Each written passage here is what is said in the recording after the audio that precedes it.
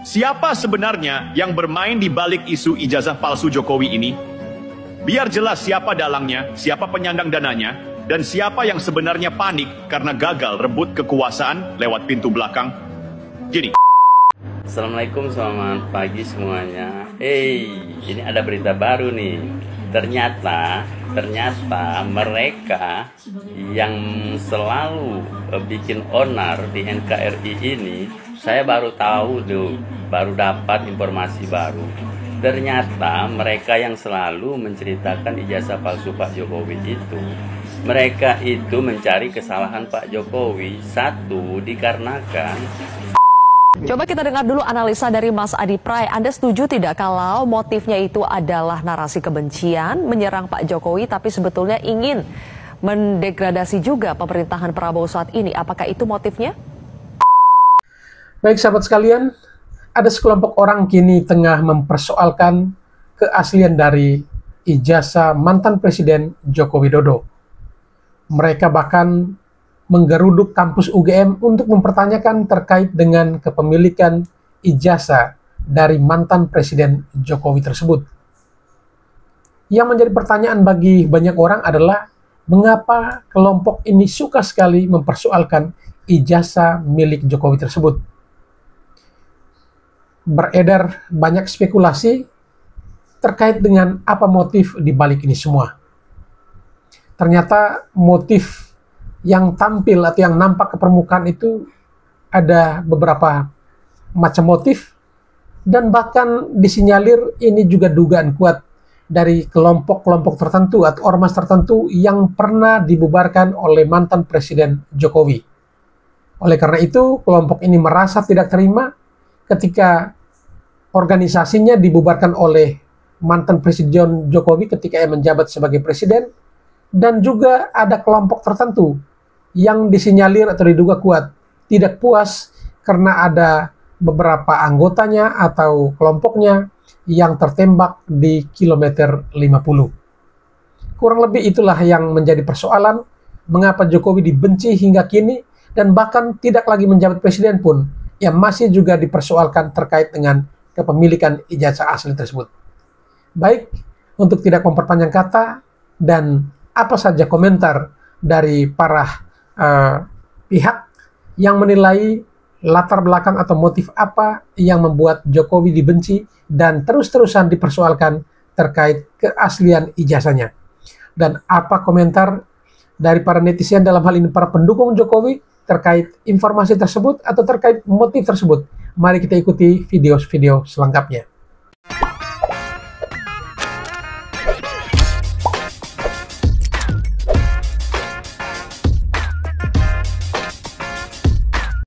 Siapa sebenarnya yang bermain di balik isu ijazah palsu Jokowi ini? Biar jelas siapa dalangnya, siapa penyandang dananya, dan siapa yang sebenarnya panik karena gagal rebut kekuasaan lewat pintu belakang. Gini, isu ijazah palsu ini bukan baru. Ini udah lama. Isu ini udah dimulai sejak Pilgub DKI Jakarta 2012. Waktu itu Jokowi baru muncul. Gayan Deso, sederhana. Beda sama elit-elit lama yang biasa jual tampang dan gelar. Lalu, muncullah isu-isu murahan. Anak PKI bukan Islam, keturunan Tionghoa, dan yes, ijazah palsu. Assalamualaikum, selamat pagi semuanya. Ini ada berita baru nih. Ternyata mereka yang selalu bikin onar di NKRI ini, saya baru tahu tuh, baru dapat informasi baru. Ternyata mereka yang selalu menceritakan ijazah palsu Pak Jokowi itu, mereka itu mencari kesalahan Pak Jokowi. Satu, dikarenakan Amin Rais, Rocky Gerung, Faisal Asgaf, Roy Suryo, dan lain sebagainya, Dr. Tipa. Mereka itu sih pengangguran. Begini loh ceritanya. Mereka itu sudah tercatat buku hitam dari Pak Jokowi. Makanya mereka selalu menyerang Pak Jokowi, minta sensasi agar Pak Prabowo memberikan pekerjaan sama mereka. Sadis benar, kejam mereka itu. Ternyata mereka itu cuma pura-pura aja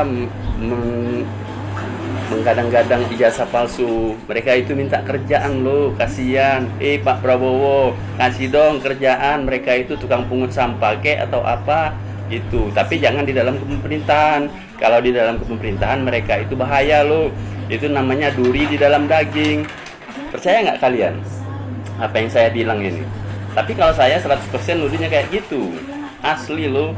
Mereka itu nggak ada kerjaan seperti Simon orang Batak itu, congornya itu, sok berani, sok jago, padahal dia tuh, wah, mental tempe. Ya, sama si dokter Tipa itu sampai sekarang nggak ada kerjaan, makanya dia tuh mulutnya cuar-cuar terus. Tolong dong viralin, biar mereka tuh tahu rahasia mereka tuh sudah saya ketahuin. Assalamualaikum, salam waras. Pak Prabowo jangan dikasih hati-hati, duri dalam daging. Kejamnya PKI belum kejam Pak, masih kejam mereka itu. Salam waras, semoga kalian sehat. Alhamdulillah kalau kalian memviralkan video ini. Coba kita dengar dulu analisa dari Mas Adi Pray. Anda setuju tidak kalau motifnya itu adalah narasi kebencian, menyerang Pak Jokowi, tapi sebetulnya ingin mendegradasi juga pemerintahan Prabowo saat ini? Apakah itu motifnya?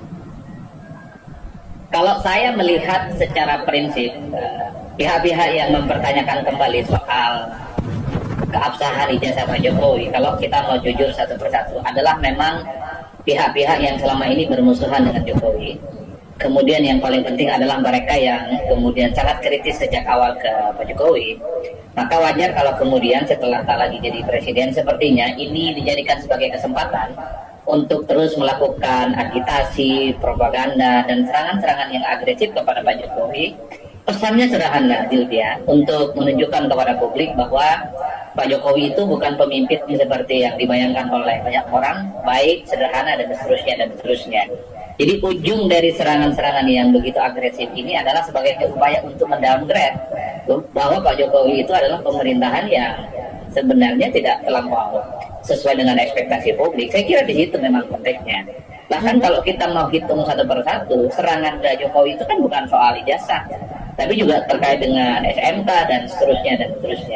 Inilah yang saya kira bahwa upaya untuk mendowngrade bagaimana Pak Jokowi yang selama ini misalnya dipersepsikan sebagai pemimpin yang sukses, infrastruktur maju dan seterusnya, ingin dibantah dan ingin dibuktikan bahwa dengan adanya serangan-serangan seperti ijazah ini bahwa Jokowi adalah pemimpin yang tidak baik-baik saja. Itu yang pertama ya. Yang kedua, terlepas dari argumentasi yang disampaikan oleh Mahfud MD misalnya terkait dengan tata hukum ketatanegaraan ya, apapun yang terjadi menurut saya memang ini tidak akan mengubah apapun bahwa Pak Jokowi pernah jadi wali kota Solo, pernah jadi gubernur Jakarta, termasuk misalnya menjadi presiden 2 periode di Indonesia. Itu tidak akan berubah karena memang keputusan politiknya fix dan final. Sejarah itu kan tidak bisa diulang dalam konteks soal legalitas seorang pemimpin secara definitif ditetapkan sebagai pejabat publik dan sebagai pemenang pemilu dan pilkada. Oleh karena itu kalau kita mau hitung rata-rata, ya memang serangan-serangan semacam ini tujuannya sama, yaitu untuk menjelaskan kepada berbagai pihak ya bahwa Pak Jokowi per hari ini hater-hatersnya masih banyak, para pembenci dan musuh politiknya juga masih banyak, dan ini seakan-akan dijadikan sebagai kesempatan menjadi dua momen sekaligus. Pertama, ketika Jokowi tak lagi jadi presiden, yang kedua setelah tak lagi menjadi kader partai PDIP. Itulah yang saya sebutkan, akumulasi serangan kepada Jokowi itu ya semakin agresif dan semakin masif. Tapi targetnya hanya kepada Pak Jokowi atau sebetulnya juga untuk mendegradasi pemerintahan Pak Prabowo? Kalau saya melihatnya konteksnya berbeda. Ini spesifikly hanya kepada Pak Jokowi yang saya kira memang menurut mereka mungkin ada sesuatu yang dinilai kebijakan-kebijakan politiknya yang kemudian merugikan banyak orang. Kalau Bang Andi tadi menyebut ada unsur-unsur HTI dan juga ada motif politik. Ini kayak kita main karambol gitu. Sasaran tembaknya ke Pak Jokowi, ntar mentalnya itu ke pemerintahan Prabowo juga. Kalau saya lihat seperti itu, ada rasa kebencian sih ya terhadap pemerintah kita ini. Kemungkinannya kalau saya, mohon maaf kalau saya salah, ini kan di belakang ini banyak ini simpatisan-simpatisan HTI ini kalau saya lihat yang sudah dibubarkan pada waktu pemerintahan Jokowi gitu. Dan ini yang narasi-narasi kebencian ini sangat mengganggu kewarasan sosial kita ini gitu. Karena kerangka berpikir mereka itu adalah kebencian, bukan pembuktian gitu. Kan kalau kita lihat sudah dibuktikan semua kok. Dari pengadilan 3 kali pengadilan pun sudah mengatakan ini bagaimana ini tidak terbukti gitu bahwa ijazah beliau palsu. Kalau kemarin tidak diberikan kepada tim pembela umat dan aktivitas, saya juga meragukan itu tim pembela umat mana yang dia bela gitu kan. Jadi kalau itu tidak diperlihatkan, itu haknya Pak Jokowi gitu loh.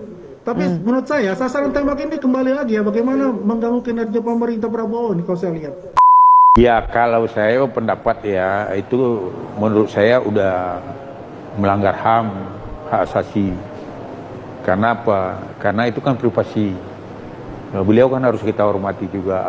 Beliau kan warga negara, sama di mata hukum. Nah mereka juga kan ya melakukan itu ke pribadinya Pak Jokowi. Menurut saya ini harus diproses hukum. Jadi peristiwa ini walaupun Pak Jokowi tidak melapor pun, ya sebenarnya aparat hukum udah harus turun tangan. Karena deliknya ini kan delik umum, bukan bukan delik aduan. Jadi negara dalam hal ini ya polisi sebagai penjaga ketentraman masyarakat harus memproses itu tegas. Karena di sini kan udah ada satu masuk pekarang orang juga harus minta izin, ya kan pasal 551, kemudian mengganggu privasi kenyamanan orang juga. Nah ini ya saya minta kepada para pendemo itu, Anda indikasinya udah melanggar HAM seseorang, dan saya minta kepada dalam ini polisi sebagai polisi sebagai pengaman, pengayom dan menjaga ketertiban umum, dan sebagai penegak hukum harus walaupun ada aduan dan tidak ada aduan harus memproses perkara ini. Apalagi beliau ini mantan Presiden Republik Indonesia. Jadi ya itu payung hukumnya. Absen dia, apa dia bilangnya? Nggak perlulah ke pengadilan, kita selesaikan secara silaturahmi. Bilang tak orang-orang UGM kau nggak berani. Selama ini kayak modelnya si Rismon, setelah itu Suryo dan Amin Rais, mereka kira UGM bakalan apa? Bakalan respect sama mereka? Enggak lah ya. Tadinya aku nyangka begitu juga, UGM apa berpihak sama mereka, pikirku. Rupanya enggak dianggap. Enggak dianggap. Dari mana kau tahu enggak dianggap? Contohnya, buktinya, diminta berkas-berkas yang aslinya kan, datanglah mereka. Kami akan tunjukkan, tapi lewat pengadilan. Sengklek kalian semua. Coba bayangkan kalian, yang masuk 3 orang, yang ngawani 100. Ini pernah nggak kalian tengok orang ngantar orang pergi pulang kampung? Satu orang yang pergi pulang kampung yang ngantar se-RT. Kayak gini orang ini. Maaf, saya nggak bisa ikut ke Solo, ya, karena saya ada kerjaan di Jakarta. Kan bisa aja kau permisi dari kerjaanmu itu. Bukannya terikat kau. Ada kerjaan di Jakarta. Yalah, begitu tahu kau, ya, siapa namanya, Mount Hercules datang menciut kau. Jujur dan harus saya sampaikan, kalau selama ini saya kesal sekali dengan Bapak Joko Widodo, akhirnya terobati. Saya tidak menyangka kalau Pak Jokowi yang selama ini menyimpan papan catur di lemari katakanlah, atau di laci meja Pak Jokowi, digelar juga. Dan yang tidak menyangka lagi, satu buah bidak catur pun belum dijalankan oleh Pak Jokowi, lawan sudah skakmat. Luar biasa. Waktu menggelar papan caturnya pun ini tepat sekali. di saat ya para pemburu ijazah palsu mendatangi Rektorat UGM. Ya, luar biasa ya. Di situ sama-sama kita ketahui, pihak dari Rektorat silakan menempuh jalur hukum jika tidak puas, katakanlah seperti itu. Namun salah satu personilnya, saya tidak akan sebut nama ya, karena takut autoimun saya kumat. Setelah disampaikan silakan menempuh jalur hukum, katakanlah ya, berkata kita hanya silaturahmi sebagai kekeluargaan saja. Oke, kita kunci sampai situ. Tetapi saat keluar beda lagi yang disampaikan. Nah, di sini yang saya katakan bahwa bidak catur Pak Jokowi belum dijalankan, tetapi sudah skakmat. Oke? Tatkala pemburu ijazah palsu ini mengalihkan tujuannya ya dengan katakanlah dibungkus silaturahmi berkunjung ke kediaman Bapak Joko Widodo atau soan katakanlah ya. Di sini lagi-lagi bidak catur Pak Jokowi belum dimainkan. Tetapi beberapa bidak lawan sudah bertumbangan dan tidak bisa hadir ke rumah Bapak Jokowi. Luar biasa. Ini luar biasa. Dengan menyisakan beberapa bidak catur ya, akhirnya permainan dilanjutkan. Permainan dilanjutkan. Di situ sama ya, narasinya sama apa yang disampaikan lebih kurang di UGM katakanlah ya, menanyakan tentang ijazah palsu itu. Tetapi mendapat jawaban yang di luar dugaan. Ini sekali lagi bulah bidak catur Pak Jokowi belum dijalankan, tetapi sudah tumbang juga. Kenapa saya katakan sudah tumbang juga? Karena ada beberapa bidak catur dari lawan ya yang masuk ke rumah Pak Jokowi ini silaturahmi ya, tetapi di luar masih ada yang menggunakan ikat kepala Adili Jokowi. Ini silaturahmi atau apa? Nah, ini ya langkah-langkah yang diambil tuh bikin rakyat Indonesia yang katanya diklaim bahwa rakyat Indonesia menuntut ijazah palsu ini sebenarnya tidak. Ya, rakyat Indonesia itu hanya ingin melihat kelucuan-kelucuan ini sebenarnya. Seperti itu ya. Oke, di akhir narasi saya ini saya berharap Pak Jokowi segera melangkahkan bidak caturnya. Jangan terlalu banyak pertimbangan, Pak. Jangan terlalu banyak pertimbangkan. Bapak jalankan buah bidak catur ke arah manapun Bapak menang. Ya, sekali lagi, Bapak arahkan bidak catur itu pun kemanapun Bapak menang. Jangan penuh pertimbangan lagi ya Pak. Cukup Pak. Ada dua kubu katakanlah, tapi saya tidak mengatakan ini kubu ya katakanlah. Ada dua kelompok. Ya, baik itu di kelompok di dunia nyata katakanlah ya. Kemarin sama-sama kita ketahui ya, ada yang berkunjung ke rumah Bapak Jokowi sebagai militan katakanlah ya. Ada yang hadir sebagai yang kontra katakanlah, belum di media sosialnya. Nah, dengan Bapak segera menjalankan bidak catur itu, semoga ini bisa dapat diurai dan diakhiri. Kira-kira begitu. Sekali lagi ya, saya minta maaf yang selama ini saya kesal dan Bapak Jokowi akhirnya terobati. Hormat saya untuk Pak Jokowi. Kubu anti Pak Jokowi masih aja ngungkit soal keaslian ijazah Pak Jokowi.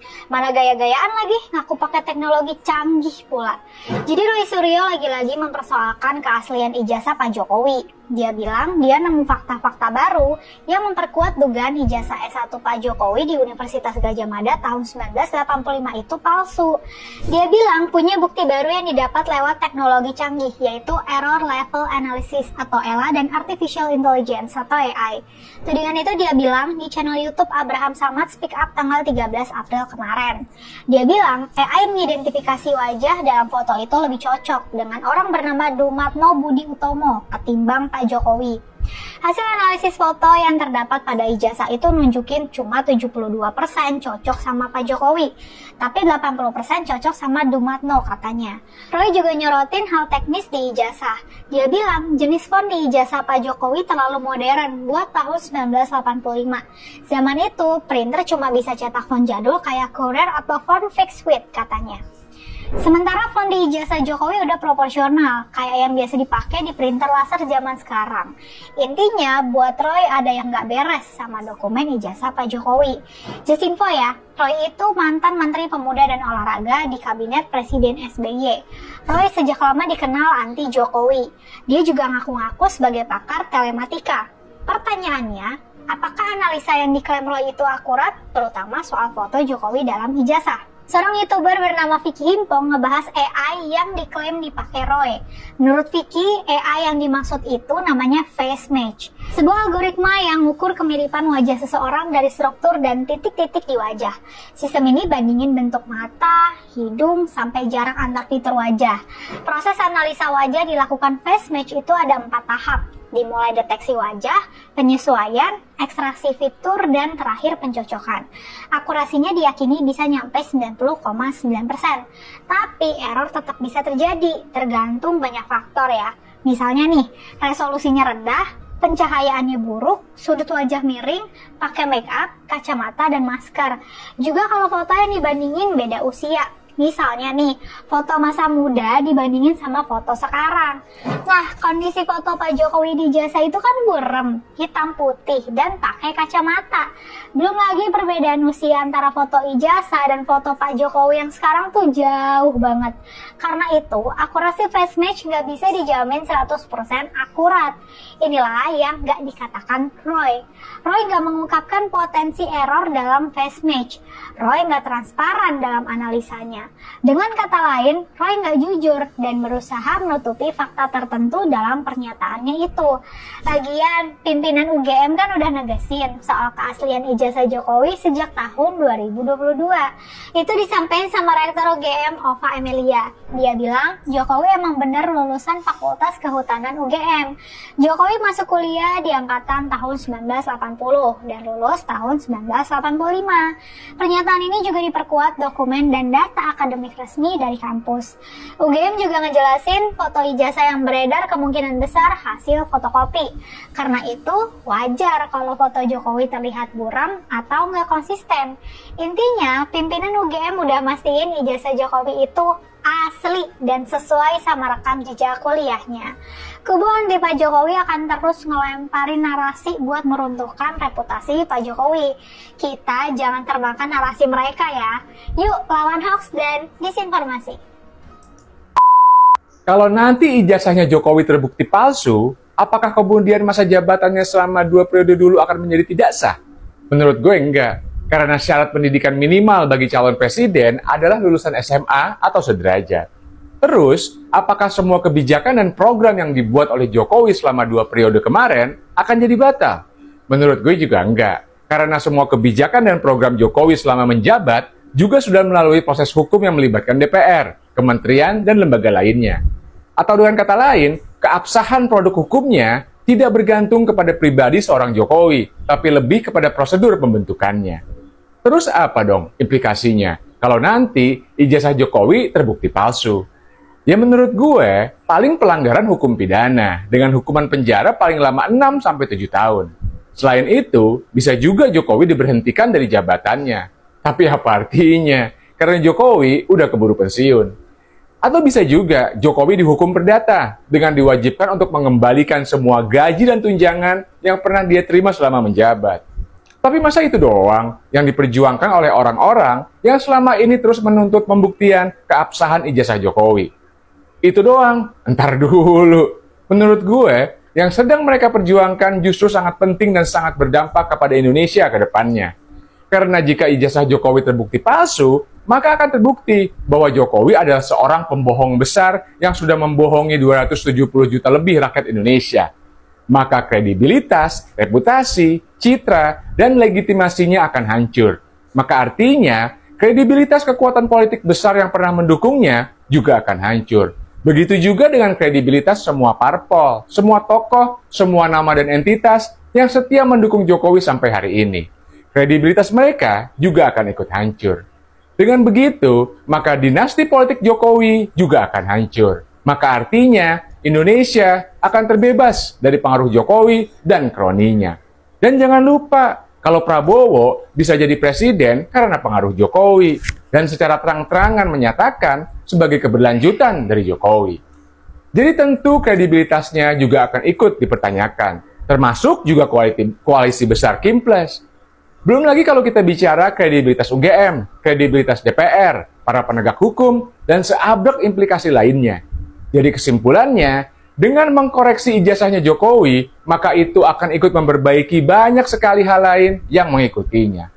Jadi salam hormat gue kepada semua pihak yang terus konsisten, berjuang mempertanyakan keabsahan ijazah Jokowi. Semangat terus, semoga keadilan dan kebenaran akan segera menemukan jalannya. Amin. Salam semangat Antitesa 24.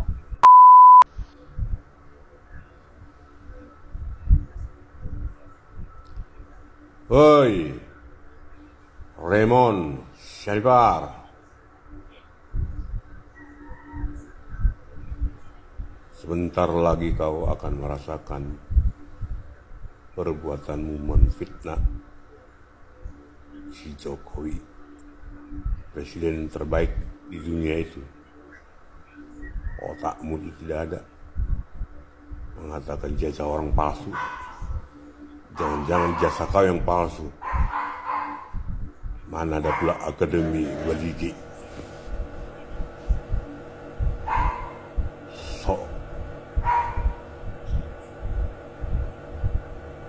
Sok nyalimu sudah hebat. Memalukan orang Batak kau, Syarifar.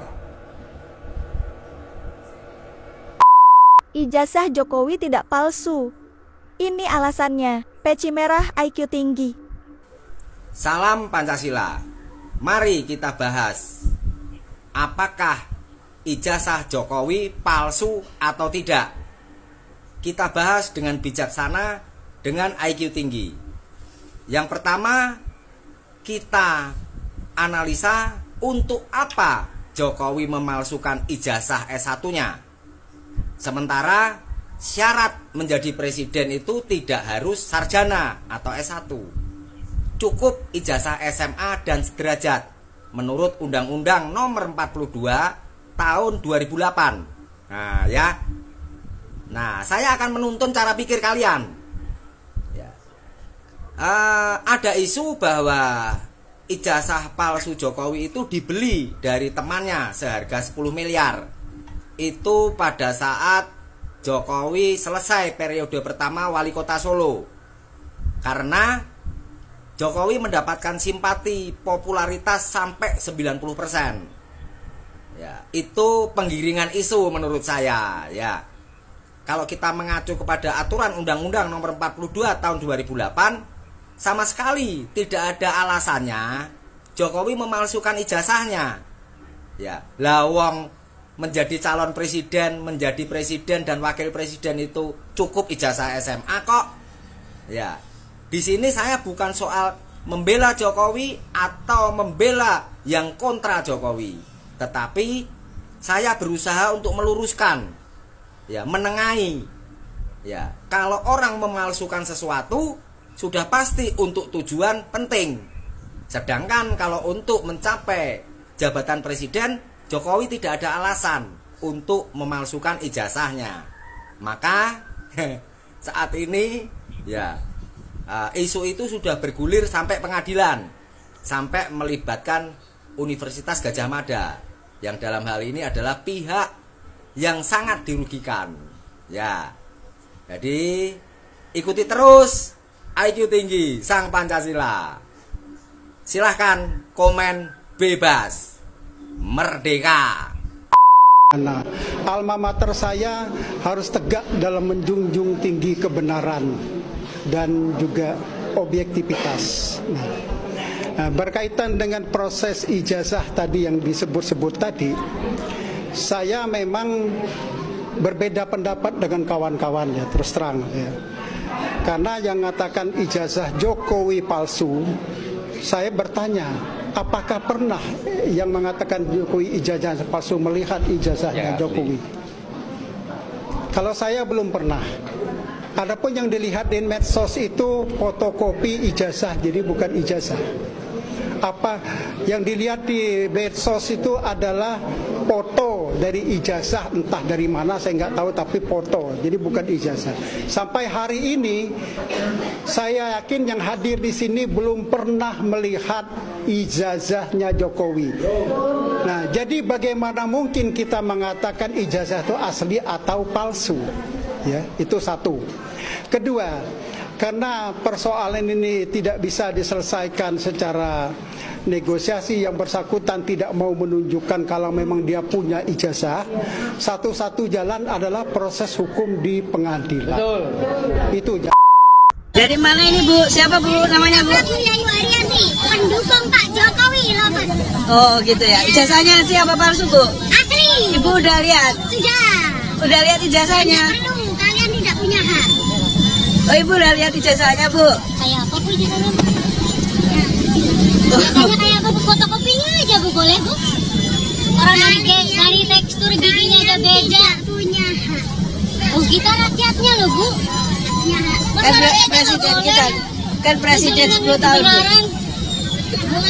Kayaknya Ibu udah kaya ya. Masya Allah, luar biasa. Gimana Ibu? Saya ketuanya Ibu. Ada yang ditanyakan? Saya sampaikan sama ketuanya. Ya. Kita ingin lihat aja sama. Ibu sebagai apa? Rakyat Indonesia di sini. Kami kurang tahu masalah itu, kami juga saya. Ibu tadi. Ini anggota saya. Ini anggota saya. Ibu tadi kan ngatur katanya ijazahnya ada. Udah pernah lihat? Nah, udah pernah lihat. Ijazah saya bisa dilihat siapa aja. Nah, masalah itu monggo. Anda punya hak untuk menyampaikan itu, kami punya hak untuk menyampaikan itu. Ya kan? Boleh. Anda kesini itu sebenarnya orang-orang ini kalian memancing kan? Memancing apa ya? Saya ada bukti kok.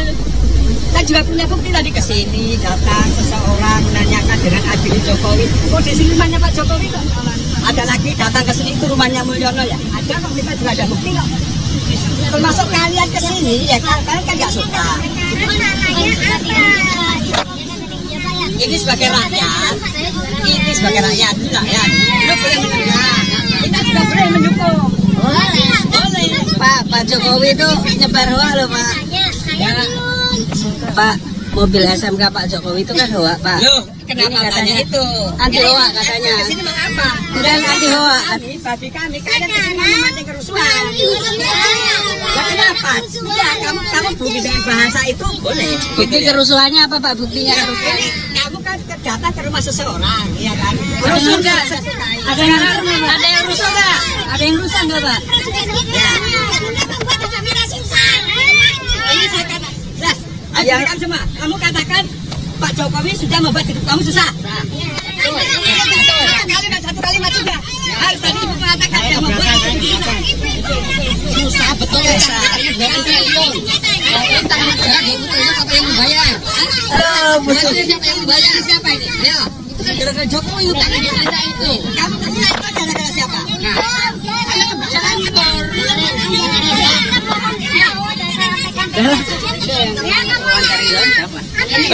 Bu. Oke, ini kalian bisa tanya kami. Udah biarin aja masalah. Jokowi malah diuntungkan dengan isu ijazah palsu. Kok bisa? Guys, siapa sangka ternyata Jokowi itu malah dapat keuntungan loh dengan ramainya dugaan ijazah palsu. Dugaan keuntungan Jokowi ini disampaikan sama analis komunikasi politik yaitu Henry Satrio. Bagi dia, lewat isu tuduhan ijazah palsu ini, Jokowi malah bisa mendapat penilaian sedang terzolimi. Dan ini bisa menaikkan simpati ke Jokowi. Apalagi UGM juga terus menampilkan bukti kalau ijazah Jokowi tersebut adalah asli. Akhirnya rakyat akan menilai tuduhan ke Jokowi ini adalah bentuk kezaliman dan kebencian semata. Kalau menurut kalian, Jokowi bakal ngambil keuntungan ini apa nggak sih guys?